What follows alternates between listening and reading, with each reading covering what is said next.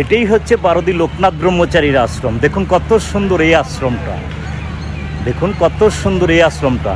তো চলুন এই আশ্রমটা আমরা ঘুরে দেখবো, আসুন। বাবা লোকনাথ ব্রহ্মচারীর আশ্রমটি এমনই একটি পবিত্র স্থান, এখানে আসলে মনটাই পবিত্র হয়ে যায় সত্যি।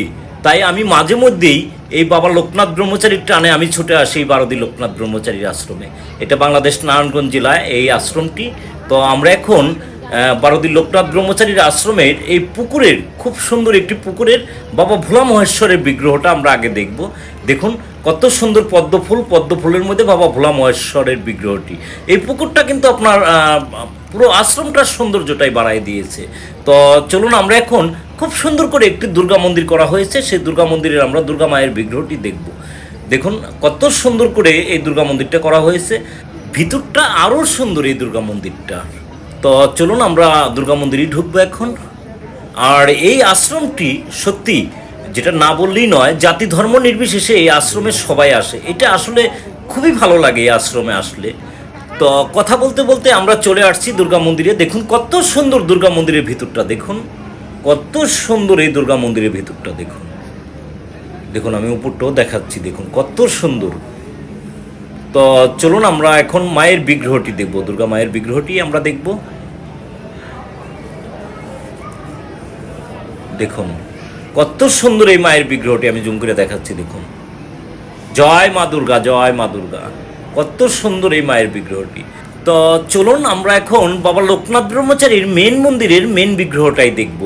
তো আপনার ভিডিওটি শেষ পর্যন্ত দেখুন, তার কারণ আমি কিন্তু ভিডিওটা আপনাদের টাইনেই দেখাচ্ছি, যাতে আপনারা ভিডিওটা শেষ পর্যন্ত দেখবেন। আমরা মেন মন্দিরের মেন বিগ্রহটি দেখব, বাবার সমাধি মন্দিরে বাবার বিগ্রহটি দেখব, আমরা তার কয়েকটি বিগ্রহই আমরা দেখব। দেখুন কত সুন্দর এই আশ্রমটি। তো আমরা মোটামুটি চলে আসছি বাবার মেন মন্দিরের কাছাকাছি। আর দেখুন একটা জিনিস না বললেই নয়, এখানে হাজার হাজার কবুতর, বাবার সবচেয়ে প্রিয় পাখি এই কবুতর ছিল, তাই এখানে নাগ মন্দিরের উপরে কবুতরের বাসাও করে দেওয়া হয়েছে। তো দেখুন কত সুন্দর এই আশ্রমটি। আমরা কথা বলতে বলতে বাবার মেন মন্দিরের কাছাকাছি চলে আসছি। দেখুন কত সুন্দর এই আশ্রমটি। আর দেখুন এটি হচ্ছে বাবার মেন মন্দির। এই স্থানেই বাবা আবির্ভূত হয়েছিলেন, এখানে বসেই বাবা ধ্যান করতেন। তখনকার সময়ে এটা ছুনের ঘর ছিল, এর জন্য এই আশ্রমটির উপরে কিন্তু ছুনি রাখা আছে। তো দেখুন এটা চলে আসলাম বাবার মেন মন্দিরের মেন বিগ্রহ দেখার জন্য। দেখুন এই যে কত সুন্দর বাবার মেন মন্দিরের মেন বিগ্রহ। দেখুন জয় বাবা লোকনাথ, জয় বাবা লোকনাথ। তো চলুন এখন আমরা বাবার সমাধিস্থানের বাবার বিগ্রহ দেখব। তো চলুন দেখুন এই যে আমার হাতের বাম পাশেই হচ্ছে এটা সমাধি মন্দির। তো আমরা এটাই দেখব এখন।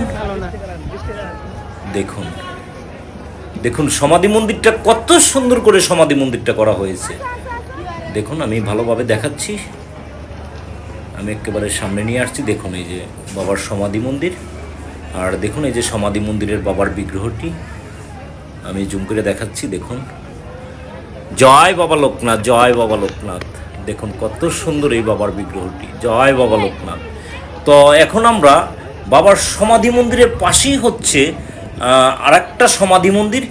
এটা হচ্ছে শ্রী শ্রী জনকীনাথ ব্রহ্মচারীর সমাধি মন্দির। দেখুন তো এই জনকীনাথ ব্রহ্মচারীর সমাধি মন্দিরের আমরা জনকীনাথের বিগ্রহটাও দেখব। এই জনকীনাথ ব্রহ্মচারীর দেখুন এটি হচ্ছে জনকীনাথ ব্রহ্মচারীর বিগ্রহ। জয় জনকীনাথ ব্রহ্মচারীর।